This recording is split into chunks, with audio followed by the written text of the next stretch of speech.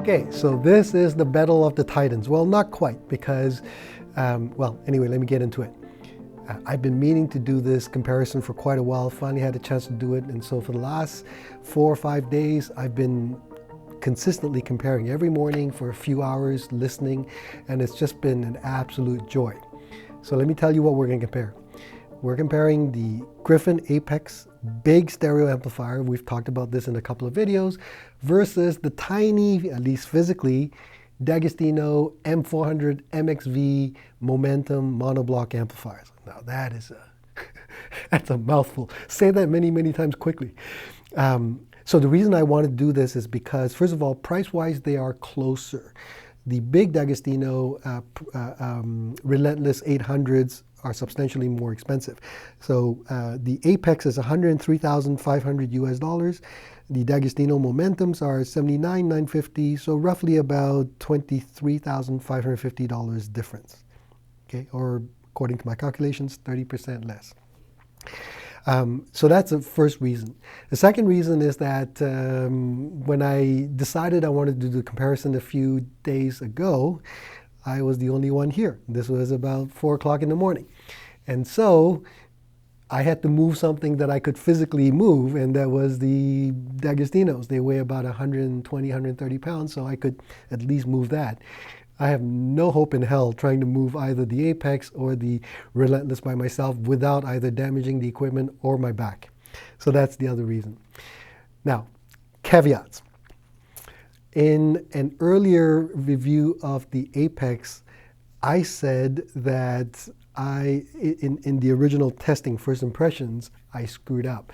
In one of the listening sessions, I had connected the amplifier in low bias and was trying to figure out why it sounded, relatively speaking, not so good. And then later on, of course, I discovered and switched that over to high bias. Well, I made another mistake this time. Total newbie mistake. I literally never make this mistake because I've done it for so many years, but somehow my first listening comparisons I did. So let me start by saying I listened to the Gryphon first because it was already set up. Now the equipment ranged in a wide variety because I wanted to test and make sure that it wasn't, the differences I heard were not due to the actual system itself, but rather the amplifiers. So we used the Commander Gryphon preamplifier. We also did not use the Commander Gryphon amplifier. I used the PS Audio stack of the Perfect Wave SACD transport with the PS Audio Direct Stream DAC Mark II, as well as I used the MSB reference DAC. When I used the reference DAC, I would sometimes use it as a DAC and volume control, or as a DAC by itself.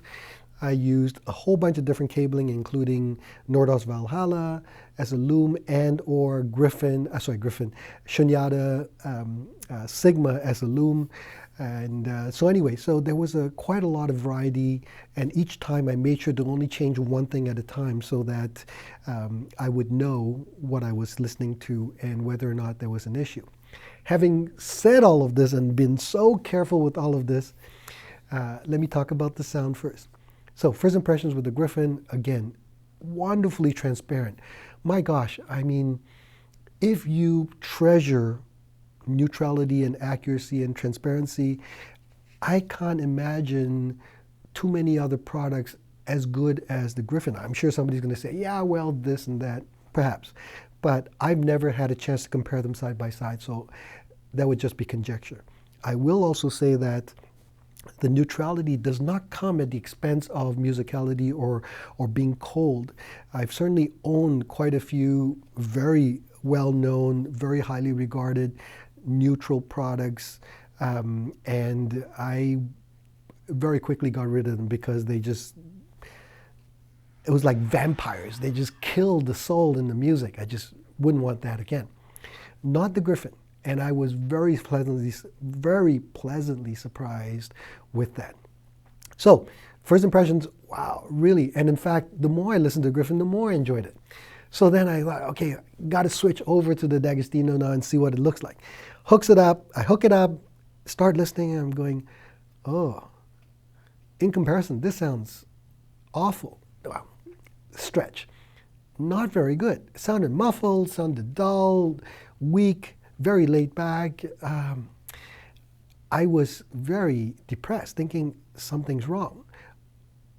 I know the D'Agostino really well. We sold lots of D'Agostino. I've been selling it since 2013, 14. It doesn't sound like this. So how come with this system, using the Acora speakers and so on, how come it sounds like this? Can it be that the Apex is so much more superior? And I thought, no, can't be. But I couldn't figure it out. I kept checking all the connections, played all kinds of different pieces of music, and I thought, let me switch back to the Apex just to confirm. Sure enough, switch back to the Apex, and brilliance, dynamism, energy all came back. And then suddenly I realized something. The Apex is substantially louder. For the same volume, I didn't adjust the volume. For the same volume, it was playing way louder. And that's when it clicked. Oh my God, I forgot to adjust the levels. Longtime viewers of this channel will often hear me say, when we're doing comparisons, I always adjust for level. And that was like a total newbie mistake. I didn't adjust for level. And of course, as is often the case, although it's psychological and psychoacoustical and only for a few minutes in some weird, extreme cases, louder oftentimes will seem better. And so for those of you who are thinking about buying stuff, whenever you go for auditions, try to make sure that the audition is set up in such a way that the volumes are as adjusted as closely as possible, so you don't get swayed by the volume differences. Anyway, I immediately noticed that. I took out my trusty multimeter, measured all the outputs and so on, and then got my reference points, re-listened, and then suddenly, oh my God. First of all, using the command volume control as an adjustment for reference, if the Apex was, let's say, set at 50, for the D'Agostino to sound almost identical in volume level, it would have to be between 55 to 56. That's 5 to 6 steps. And so that's what I had to do. Once everything was set up, much, much, much better. And when I tell you it's much, I mean much. I'm not exaggerating. We're talking about being flubby and slow and weak and soft and apologetic and all that to vibrant and energetic and wonderful sounding again. So after it was all adjusted, started over again and listened, and now much closer. There are still very distinct differences. There are two quite different house sounds, if we can call it that. The Apex is still very neutral, very articulate, very transparent. When you switch different things in, it shows you without a doubt what the changes are. Very clear, very quickly. The D'Agostino will do the same, but with a color. There's no doubt that the D'Agostino appears to be a sweeter sound, a more colored sound, a more slightly more forgiving. We're not talking about tubes, we're not talking about roll-off, nothing like that. It's just, there's a bit of a golden richness in the mid-range. There's a thicker sound. The details are all there, just not as spotlit. So talking about, well, let's start logically. Start with soundstage. The Gryphon seems to have better image specificity.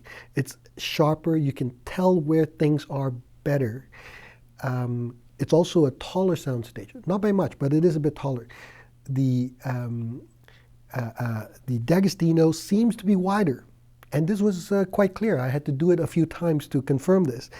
And there's better separation between front and back. But the Gryphon definitely has more of sharper outlines to the image. I'll give you one musical example later on. The Gryphon also appears to seem to be more immediate, almost as if you were front row center, or if you're listening to a symphonic piece, you're right behind the conductor. The D'Agostino appears to be slightly further back, a little bit more mid-hall, a little bit more full stage as opposed to right on the stage itself, in terms of perspective. Dynamics. The Gryphon appears to have more slap, more transient speed, whereas the D'Agostino has more of a punch and more energy behind the punch. I don't know how to explain this, but it's true. It's almost like the Gryphon slaps you and the D'Agostino punches you. Does that make any sense? That seems to be what I hear. One has more leading edge, the other one has more body and slam. Both excel at micro and macro dynamics. The Gryphon appears to be a little bit better at micro. So little tiny jumps in the music, it appears to be a bit better. Okay, tonality I mentioned. Okay, so bass, D'Agostino appears to have more weight, more bottom end, which is insane. You look at these tiny little amplifiers and go, how's that possible? Well, it appears to have more weight and more bass power, but again, Gryphon appears to be faster. In the mid-range I mentioned earlier, D'Agostino seems to be warmer, a bit richer, a bit more romantic. Gryphon appears to be more neutral. You can hear recording changes a bit more readily. Highs, D'Agostino's definitely seems to be a bit sweeter. It's still very airy, but appears to be a bit more forgiving. It doesn't highlight bad recordings as much as the Apex will tend to do. So if the recording is very sibilant, it's not going to hide it with the Apex. With the D'Agostino, it's a little bit better, a little bit less pronounced. Again, same everything. More relaxed, more forgiving. I wrote down here, which is kind of funny, Gryphon is more precise, ? Swiss/German versus Italian. And of course, the reason why I point this out as being funny, at least to me, a weird sense of humor, is that Gryphon is neither Swiss nor German. But it seems to have that kind of very precise character, that kind of, give me exactly what I want, no more, no less. Whereas the D'Agostino, which is pure, unadulterated Italian, right? With a name like D'Agostino, I guess you could call it Chinese. I mean, what else could it be? It's just romantic, more somewhat passionate, forgiving. Anyway, forgive the stereotype.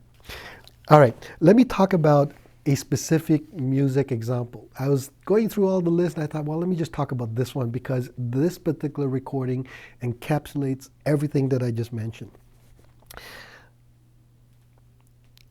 The track starts with a bugle call with a lone trumpet. And then suddenly you hear on the opposite side of the stage, the bassoons, the clarinets, and then the trombones come on.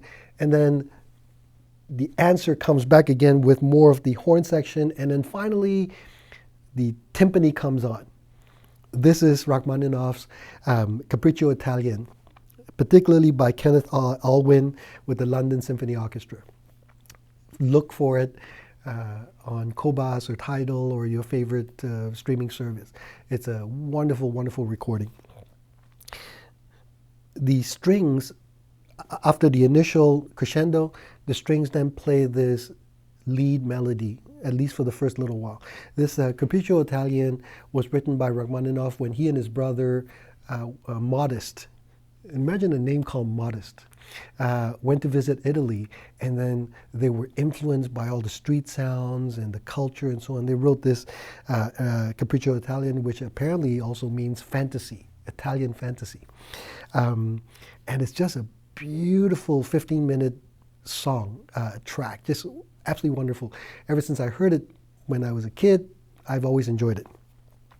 The strings, again, as I say, start off with this a bit sad melody, and the horns supported with the same note played 4 times, da-da-da-da, da-da-da-da, and then the strings play again, the melody a little bit more evolved, and then again, the horns go da-da-da, da-da-da-da, 4 times, same note.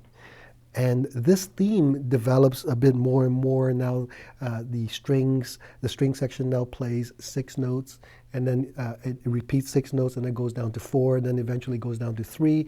And again, the horn continues to support it. And then suddenly you get this big crescendo, and that's the end of the first part of the theme. Now, with the strings, the reason I highlight the strings is you can hear the rosin of the strings very, very clearly. With the Apex, even a little bit more so. It just seems to just take all the detail that's embedded in the landscape and just highlight it for you. So if you know what you're listening for, if you want to hear what you're listening for, it's all there. With the D'Agostino, it's just part of the tapestry. It's there. It's just not spotlit, it's not highlit, it's just there as part of the orchestra. About 3 minutes into the music, the English horns play the main melody line, as I mentioned, and then the flutes accompany it with both amps. If you know what the sound of each instrument is, you can easily hear the distinct differences between the different instruments that are playing. I mentioned here the Gryphon is perhaps a little bit easier to follow, but I love how the D'Agostino portrays the horns in this beautiful, rich, golden sound. And then I mentioned right at the beginning of the first part where the apex happens, no pun intended, when the cymbal crashes, the immediate transient with the apex is stronger, whereas the power of the cymbal crash is more apparent with the D'Agostino. And then after that first part, then the roles are reversed. The horns now play the main melodic line, and then the string section now plays the same note 4 times. And it's quite a lovely interplay, the way that Rachmaninoff did all this. Okay, so if you listen to this recording, you will hear what I'm trying to describe. The soundstage being slightly wider with the D'Agostino, but with the apex, it seems to be taller. The instruments seem to be taller and take up the stage a bit better from bottom to top. You will hear the bass dynamics, as I talked about. You will hear the rosin clearer. You will hear the horns having this more beautiful golden glow with the D'Agostino, but then it's more precise with the rosins and so on. So this is a really, really good recording if you wanted to hear what I'm talking about. Initial conclusions. This is not going to be the last comparison I'll do. At some point when I'm able to get the guys to help me, I will move either the Apex over to the Wilson XVXs or the Relentless over to the Acoras, one or the other. I'm going to need help with this. So both. We're going to do both. Yeah, so we're going to do both. So stay tuned. All right, so initial pros and cons. As I mentioned in the previous video with the Apex, the Gryphon makes a physically undeniable statement. It is big. I love the way it looks. It is bold. It's powerful, but at the same time, it's somehow elegant. It's not like a lot of big stuff where it's just big. It's just quite elegant. And because of its neutrality, its grip and power, it will drive almost any speaker the way it's supposed to be driven. If you want a bit of MSG, if you want a bit of catch-up and so on, you may not like the Apex as much.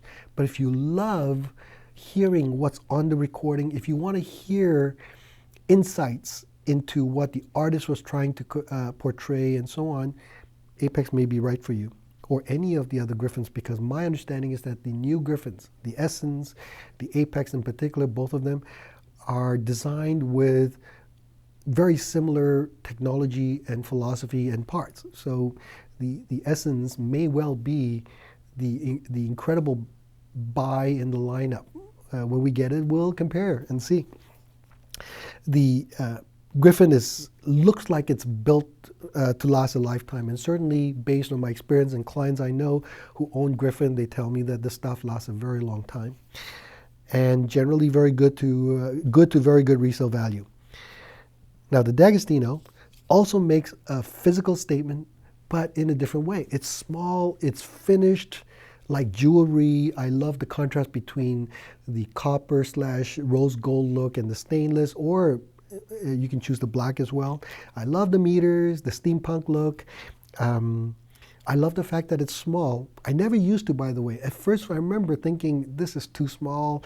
My He-Man, thump the chest person said, no, I gotta have these big amplifiers, and here are these tiny little ones.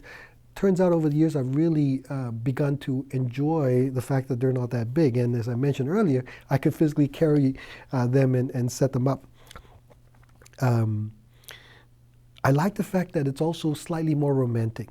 I enjoy the Apex for its neutrality and transparency, but then there's also a side of me that says, I do want a bit of color from time to time. My recordings, many of them are not perfect, and I still want to enjoy it, and the D'Agostino allows me to do that. I love the fact that it's got this beautiful golden glow in the mid-range and lower treble. I like the bass punch. I love the grip. I love the big soundstage. There's nothing not to like, quite honestly. D'Agostino has superb factory support. Now, I haven't got any experience yet with Gryphons, so because we just became a dealer, so nothing's broken yet. Maybe we should try and break one and then see how good their service is.